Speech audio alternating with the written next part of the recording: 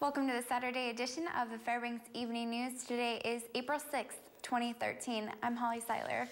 Leading our news tonight, family members say an 18-year-old Fairbanks woman remains on life support in critical condition in an Anchorage hospital after she was shot in the head late last month. Teal Diaz remains at Alaska Native Medical Center. According to Alaska State Troopers, the incident occurred at a condominium on Fairbanks Street, and troopers say that 3 other individuals were present when the shooting occurred during the late afternoon hours of March 25th. Troopers are continuing their investigation into the case, and no one is in custody at this time. Earlier this week, the news center spoke exclusively with Darlene Herbert, a relative to the young woman. Herbert says the family is, quote, holding out hope for a miracle, but also concerned that the shooting was no accident. The mother is very devastated.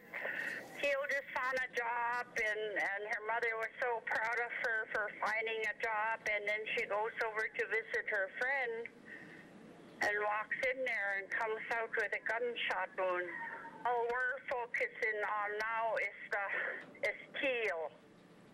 We're focusing on Teal. We're with her, we're by her, we're praying for her, and we ask everybody to pray for her. We don't know what happened. We're letting the policemen, the investigators handle that. But I do know for a fact it's not an accident. It's a straight-on shot into the forehead. So it's not an accident. Family members of Teal Diaz say a fund has been set up in her name in order to help with expenses. They say those willing to donate funds can do so at any Alaska USA credit union under the name Teal or Darcy Diaz. The account number is 1752555. A 27-year-old man was shot and killed late Friday in Anchorage's Fairview subdivision during an officer-involved shooting. Police say a security guard from the Carr's Safeway grocery store called police around 10:05 p.m. Friday in reference to a man slumped over the wheel of a vehicle, possibly intoxicated, at the east side of the grocery store's parking lot. Police say the driver was allegedly armed with a handgun when 2 police officers attempted to contact him. The officer shot the driver and he died at the scene. An investigation into the shooting continues. The deadly Hilo 1 crash remains under investigation by the National Transportation Safety Board, and investigators say they have recovered a flight image data recorder from the wreckage. The Alaska State Troopers helicopter crash took the lives of 3 people, including veteran pilot Mel Nadine, veteran trooper Tej Toll, and snow machiner Carl Ober in a search and rescue mission on Larson, about 9 miles east of Talkeetna. Investigators have said the aircraft was discovered inverted and charred from a post-crash fire. NTSB investigators were initially unable to find the device and only recovered it after a second trip to the crash scene. The NTSB is expected to release a preliminary report on the crash next week. Memorial services were held earlier today in Anchorage for Mel Nadine. Services for Trooper Toll are scheduled for Sunday afternoon in Wasilla. A local man who recently escaped from the North Star Center before being apprehended a day later in a stolen car was arraigned on that and other charges. Frank Yara Jr. is charged with escape, vehicle theft, and other charges. Back on March 16th, several Fairbanks police officers tracked a stolen Mercury sedan through town just after 3 p.m. Saturday. The car was finally stopped on Easy Street, less than a half a mile from our studios. While the vehicle was being detained, police received information that a North Star inmate, later identified as Yara, had escaped from a transport van parked at the West Fred Meyer store. Yara was one of the men apprehended during the traffic stop. He was subsequently transported back to jail. A 27-year-old North Pole man charged with several felony crimes, including robbery in the first degree, burglary, assault, and theft, were also arraigned recently in state court. John David Durham faces a lengthy jail term if convicted. According to Alaska State Troopers, they responded to a domestic disturbance at a residence on Sharon Road in North Pole. Troopers found Durham's girlfriend hiding in a wooded area near her home. They said the woman was bleeding and wearing very little clothing. According to court records, the woman told troopers she and Durham had fought and that he had taken a firearm from her. Durham, highly intoxicated at the time, was taken into custody a short time after. We'll have much more when we come back, including scenes from the Women's Affair and Mush for Kids. Stay with us. One day after Alaskans gathered around the state in opposition against Senate Bill 21, state lawmakers siding with them say, quote, "The fight is not over." Crowds of hundreds gathered in Anchorage, Fairbanks, and Juneau to protest what they called a massive giveaway. There were reports of similar rallies in Dillingham, Soldotna, Sterling, Homer, and Sitka as well. All told, hundreds of Alaskans stood together holding handmade signs and chanting, "It's our oil." The rallies occurred just 10 hours after a grueling meeting of the House Resources Committee, which ended at 2 a.m. Thursday morning. The rally in Juneau culminated with Anchorage Senator Bill Wielechowski and others tearing up a gigantic fake check for $5.5 billion, which was estimated negative fiscal impact of Senate Bill 21 to the state of Alaska when it passed the Senate. I think we should be giving back billions of dollars for the legacy fields. So that's the fundamental disagreement. I'm not willing to compromise that. If the oil industry is able to prove to me that we somehow need to do that, I have yet to see the proof. Until I see that, the Constitution requires me to get the maximum benefit for our resource. I have anyone yet to prove to me that giving away billions of dollars with no strings attached to do something for which you're already legally obligated to do is somehow in our best interest. It's just a terrible public policy, in my opinion. The AFN convention isn't until October, but local city and borough leaders were on hand to welcome an advanced team at the Morrison-Thompson Cultural and Visitor Center.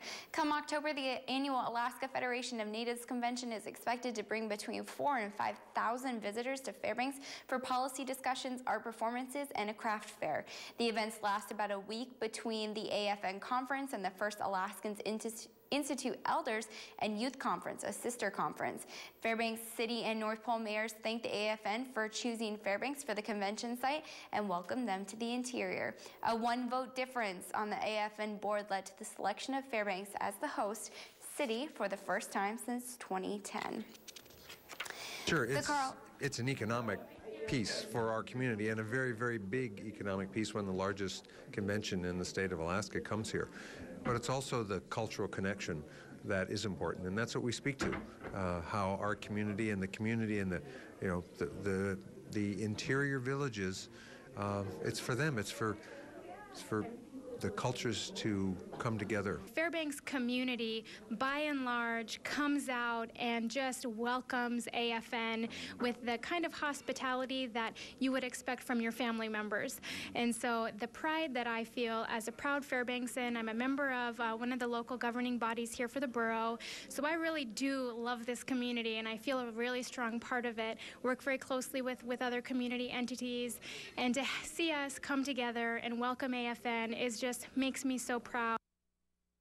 The Carlson Center was packed today as women in Fairbanks took advantage of an event dedicated exclusively to them. A Women's Affair, the annual trade show created just for women, kicked off late last night with a wine tasting. Today and tomorrow, both local and statewide businesses will host booths and put on seminars featuring everything from natural health to finance education to the latest spring fashions. This event has grown into a highly anticipated spring happening, not just for shopping, but to help people learn about local businesses as well. I just officially established my photography business this winter, and so I wanted to get some publicity and try and start booking things more than just weddings and get families and get everyone outside and getting pictures. Had a lot of people stopping by, looking at the prints and asking how they can get a photo like that, where was it taken, and it's been going really well. A lot of people taking business cards, so it's really great. It's unbelievable. You can only do so much by having a Facebook page and having friends like it and tell other friends to like it, and so to be able to talk to possible clients and show them physical pieces of my work, it's really making a big difference. In Pioneer Park today, the yelping of sled dogs resonated from 10 a.m. to 2 p.m. as part of the annual Mush for Kids event. Dog sled rides, puppy petting, games, music, and displays were featured inside the Civic Center. The event is an opportunity for parents and kids to work and play together. The Alaska Children's Trust is the driving force behind Mush for Kids, promoting their mission of preventing child abuse and neglect throughout the state. The organization endeavors to make the public aware of this problem and feel this event helps to communicate their message. Kids is a family-oriented event that really focuses on how to strengthen a family, which is an opportunity for the kids and parents to interact with fun activities. I was on the first board at the Alaska Children's Trust when Tony Knowles started something on behalf of children and prevention of child abuse and neglect. My inspiration on starting it was just dogs and kids seem to belong together, to have a good time together, and that this would be a wonderful family day in the spring in Fairbanks to celebrate children. So many years ago, that's how it all got started, and look at it today. Darrell Lewis is anxiously waiting in the wings with your sports report. He's next. Stay tuned. Welcome back, Interior Alaska. Darrell Lewis here in the sports seat on a beautiful Saturday evening. We're jam-packed, so let's take things outside. Now, it's that time of the year again. The weather warming up, thin clads unite.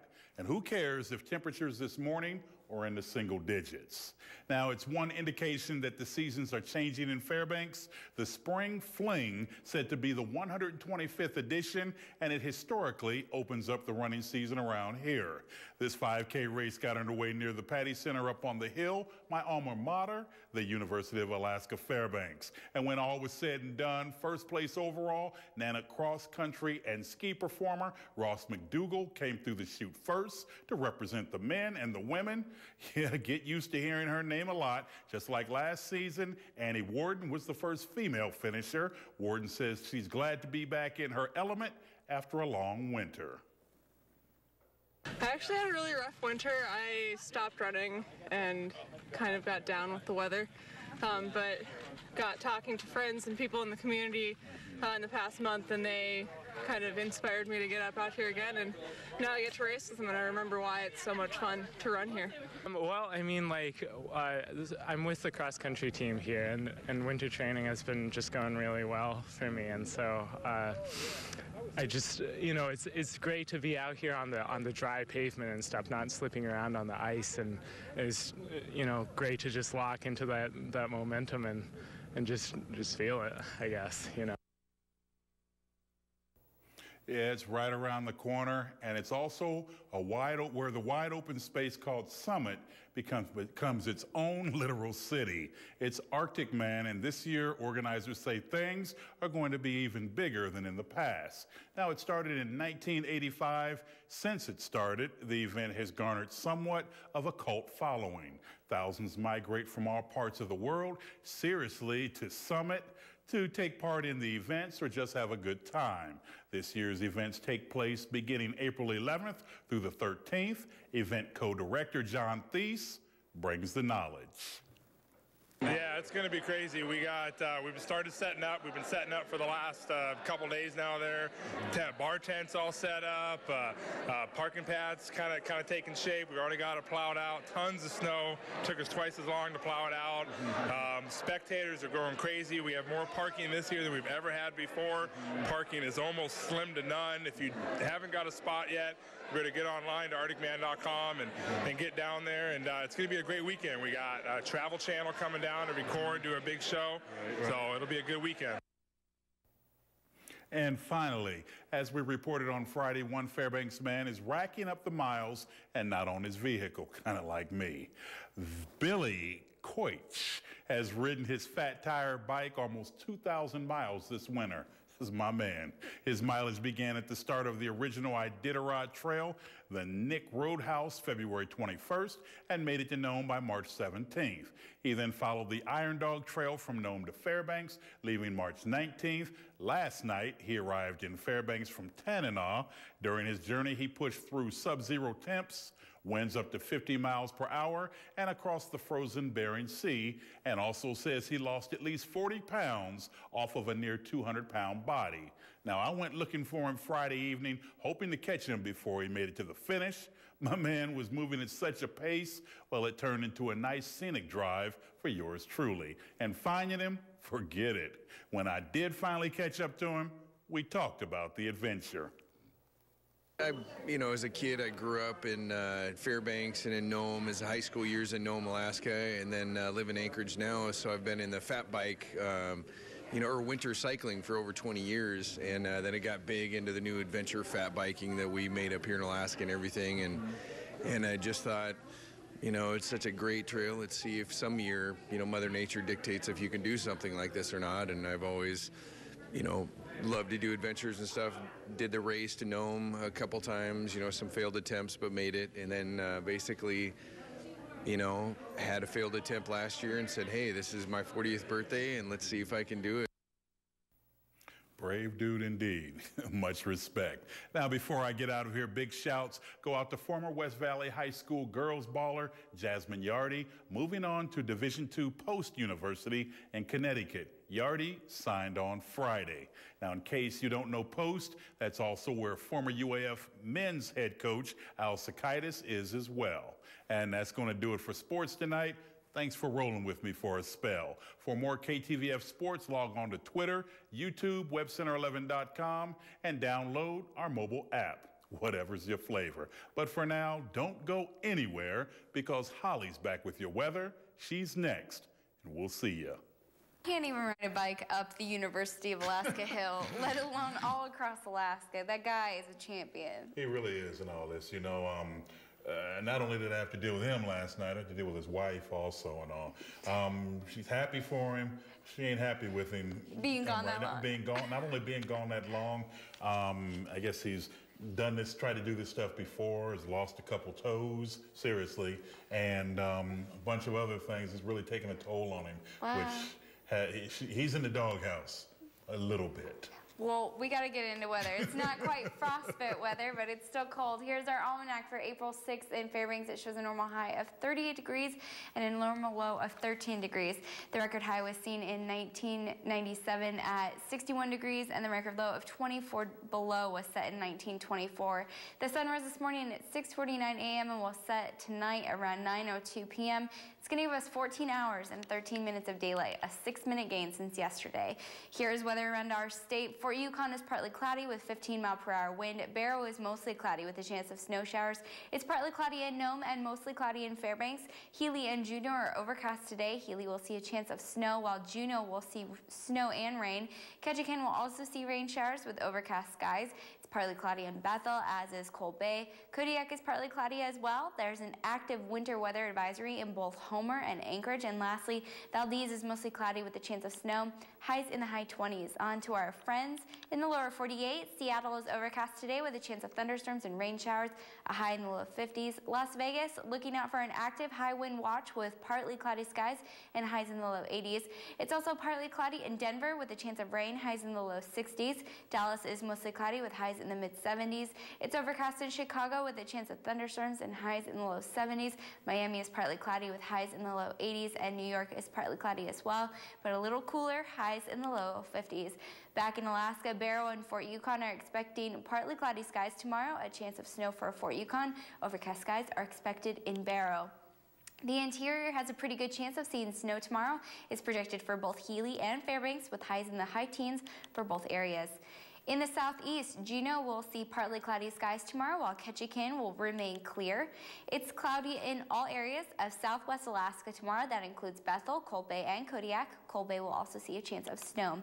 And South Central is expecting snowfall in Anchorage, Valdez, and Homer. Anchorage and Valdez will be looking up to overcast skies. And we'll see overcast skies as well tonight with a chance of snow, a high of 0 degrees.